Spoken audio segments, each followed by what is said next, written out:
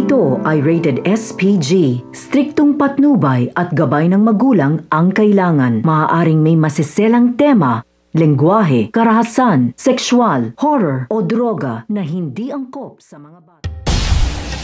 Habang ipinagtapat na nga nito ni Armando ang lahat kay Cardo, ay patuloy pa rin nga na sinisipat nito ni Lolo Delfin sina Armando, subalit hindi rin nagtagal ay nagpakita na nga nito. Sinabi nga nito ni Lolo Delfin na traidor ang mga ito, kaya naman tuluyan na nga siyang pinagbabaril ng mga tauhan nito nila Armando, at dito na nga rin nakatsyempo si Cardo na makatakas.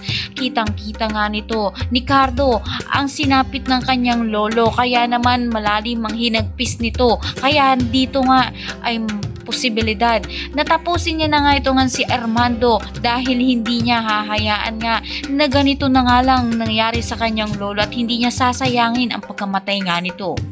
Tuluyan na nga na maalam nga ito nga si Lolo Delfin upang may sagip niya nga ang kanyang ako na si Cardo. Kaya naman di makakapayag nga ito nga si Cardo sa kanyang paghihinagpi sa pagkawala ng kanyang lolo, kaya maghihiganti nga ito kina Armando at Lolita. Ang lahat ng yan abangan natin. Maraming salamat sa iyong panonood at God bless.